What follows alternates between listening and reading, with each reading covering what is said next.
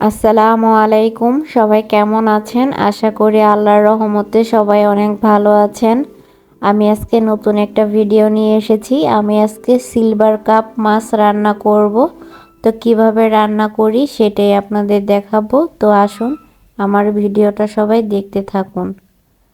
রান্না করার জন্য পেঁয়াজ কাঁচামরিচ কেটে নিয়েছি, 2 চামচ আদা রসুন বাটা নিয়েছি, ধনিয়া পাতাগুলো কুচি করে কেটে নিয়েছি, সিম আলুগুলো কেটে নিয়েছি, মাছগুলো ভালো করে ধুয়ে হলুদ লবণ দিয়ে মেখে নিয়েছি।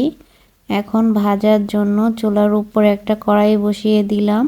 এরপর পরিমাণ মতো সরিষার তেল দিয়ে দিলাম।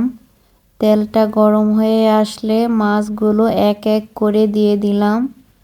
মাছগুলো এক পাশ ভাজা হয়ে গেছে, এখন আমি উল্টে পাল্টে ভালো করে ভেজে নেব। ভাজা হয়ে গেছে, এখন আমি মাছগুলো উঠিয়ে নেব। উঠিয়ে নিয়েছি। এখন রান্না করার জন্য আমি আবারও চুলার উপর কড়াইটা বসিয়ে দিলাম। এরপর পরিমাণ মতো সরিষার তেল দিয়ে দিলাম। তেলটা হালকা গরম হয়ে আসলে পেঁয়াজ কাঁচামরিচগুলো দিয়ে দিলাম। এখন নেড়ে চেড়ে পেঁয়াজ কাঁচামরিচগুলো হালকা একটু ভেজে নেব। ভাজা হয়ে গেছে, এখন আদা রসুন বাটাগুলো দিয়ে দিলাম। এখন নেড়ে চেড়ে একটু ভেজে নেব। ভাজা হয়ে গেছে, এখন অল্প পরিমাণ পানি দিয়ে দিলাম মশলা কষানোর জন্য। এখন মশলাগুলো দিয়ে দেব।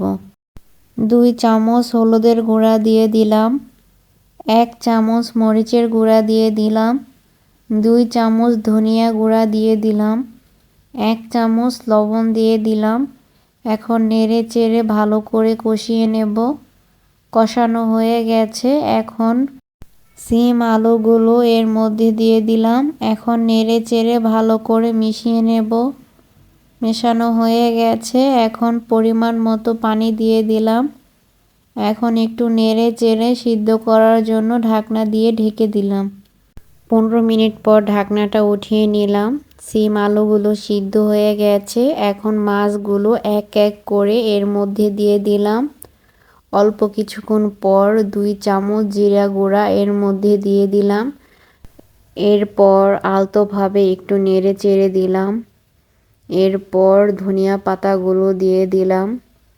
ধনিয়া পাতাগুলো সিদ্ধ করার জন্য ঢাকনা দিয়ে একটু ঢেকে দিলাম। অল্প কিছুক্ষণ পর ঢাকনাটা উঠিয়ে নিলাম।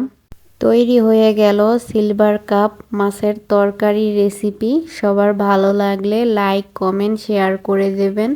সবাই ভালো থাকবেন। আল্লাহ হাফেজ।